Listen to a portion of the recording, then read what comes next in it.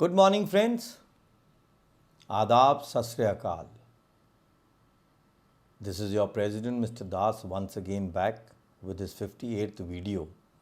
And today we'll be covering very small topics, but they will be generally be culminating to why the association and since when they were being formed and what does the local self-government mean. And the coming second part of my video will be covering the 2020 bill of the Cantonment Act, which is in formation. Now, just to brief you very quickly that since 1780 when these cantonments were being made, did we have any association? We didn't have one. For the first time in 1919, there was an All India Cantonment Association made. Then came, maybe there must be some, but which were not known to anybody because I had got my name registered as All India. So there had to be a scrutiny in 7 states. Then only this name could have come. In 2009, we got this association registered by the name called All India Cantonment Bungalow Owners Association, which was later changed to All India Cantonment Bungalow cum Resident Owners Association. So what are these associations or these people in these 57 plus 5 cantonments looking for? So let's quickly just brief you the land data. What are we fighting for? There is 17.3 lakh acres of land which Ministry of Defence, Government of India holds. You'll be surprised if we combine East and West Germany. This land is excessive to that area which the Germans hold as a complete nation.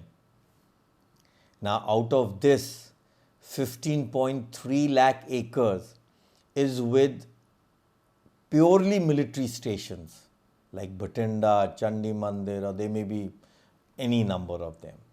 So, what is the percentage which has gone to them? That is approximately 88.44%. Now, the British era's 57 cantonments or plus 5 which came up lately are only holding 2 lakh acres, making it to be 11.56% of the total land holding. Now, within this land holding, in 1925, there was classification of A, B, C. Now, we will talk of only B3 lands.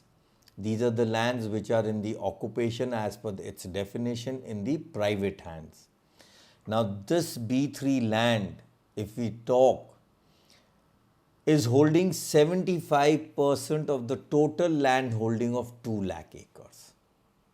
This figure works out to be 0.525 lakh acre of the 2 lakh acres, which is approximately just 26.25,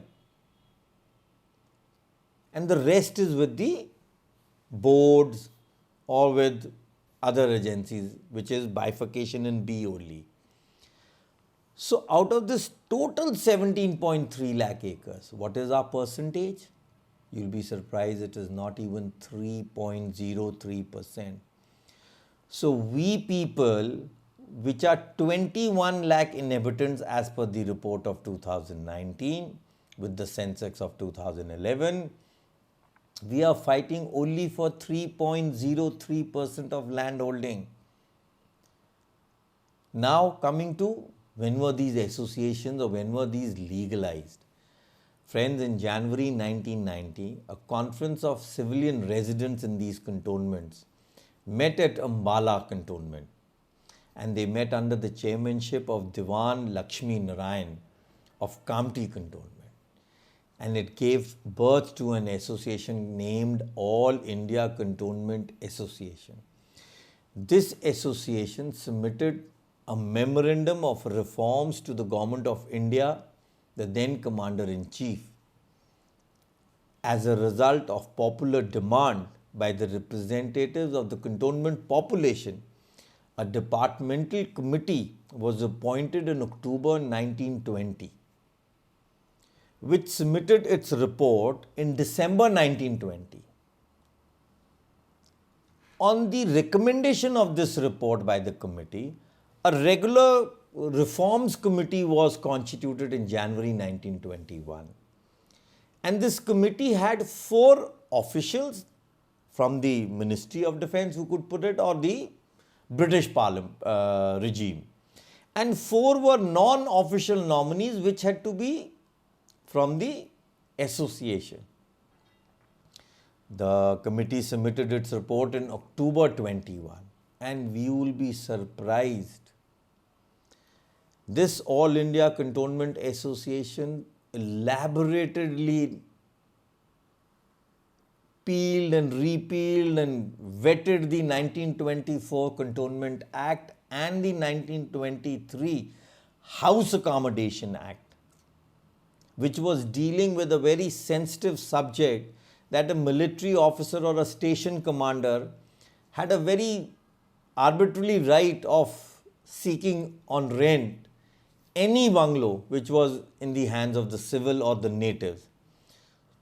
So this Governor General orders of the 1902 House Accommodation Act were very preemptive of its nature.